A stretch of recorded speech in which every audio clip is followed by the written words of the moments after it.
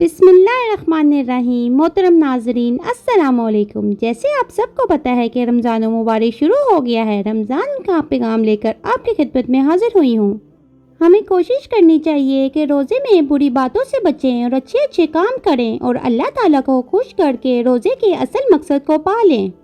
روزے کا اصل مقصد کیا ہے؟ روزہ ایمان کو کس طرح مضبوط بناتا ہے اور کس طرح 30 دنوں تک ایک مومن کی فوجی انداز میں تربیت کرتا ہے، اور روزے دار کا اجر و ثواب رمضان میں کس طرح بڑھا دیا جاتا ہے۔ مقصد سے پہلے اس بات پر غور کرنا ضروری ہے کہ اللہ تعالیٰ نے روزے ہم پر اس لیے فرض کیے ہیں کہ ہم صبح سے شام تک بھوکے رہیں اور افطار کے بعد جو چاہے کرتے پھریں، یا زیادہ سے زیادہ 5 نمازیں اور 1-2 سپارے پڑھ کر ہم یہ سمجھے کہ ہم نے روزے کا حق ادا کر دیا۔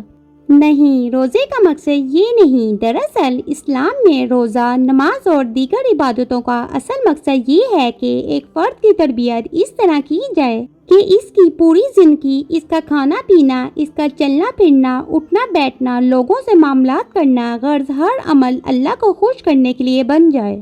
دوسری عبادت نماز، حج، زکوٰۃ میں ظاہری حرکات ہوتی ہیں اور سارا حال سامنے ہوتا ہے، جبکہ روزے کا معاملہ صرف بندے اور اللہ کے درمیان ہوتا ہے۔ ایک بچہ سب کے ساتھ سحری کھائے اور افطار کے وقت تک دوسروں کے سامنے کچھ نہ کھائے، لیکن چھپ چھپا کے پانی پی لے یا کچھ کھا لے تو کسی کو خبر نہ ہو سکے گی۔ لیکن جو بچہ یا بڑا حقیقت میں روزہ رکھتا ہے، سخت بھوک پیاس میں کچھ کھانے پینے کا خیال تک دل میں نہیں لاتا۔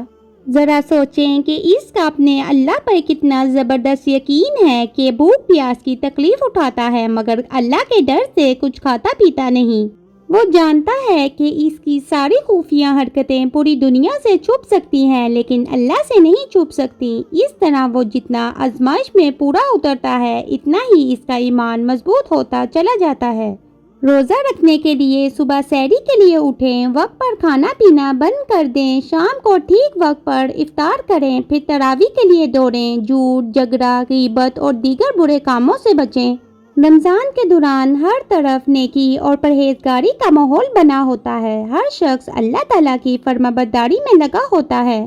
جس شخص کا روزہ نہیں ہوتا، وہ بھی روزے دار کے احترام میں چھپ چھپا کر کھاتا ہے۔ ہر شخص رمضان میں گناہوں سے بچنے کا اہتمام کرتا ہے۔ اللہ کے نبی صلی اللہ علیہ وسلم کا فرمان ہے، آدمی کا ہر عمل اللہ کے ہاں کچھ نہ کچھ بڑھاتا ہے، مگر روزے کے بارے میں اللہ تعالیٰ فرماتا ہے کہ روزہ خاص میرے لیے ہے، میں اس کا جتنا چاہے اجر دوں۔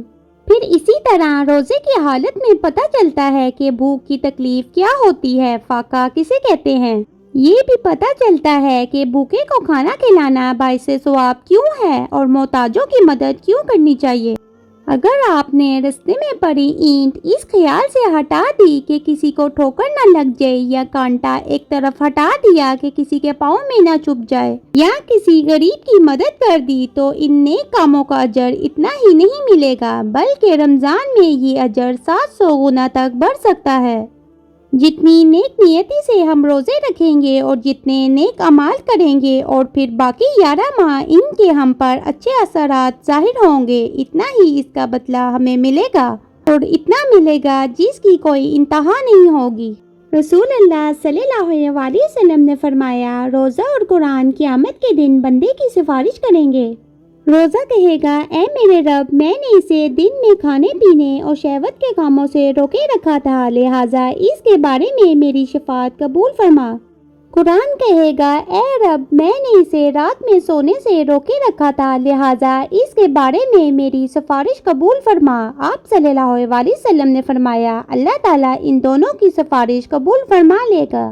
رمضان میں پوری کوشش کریں کہ روزے میں بری باتوں سے بچیں اور اچھے کام کریں اور اللہ تعالیٰ کو خوش کر کے روزے کے اصل مقصد کو پا لیں۔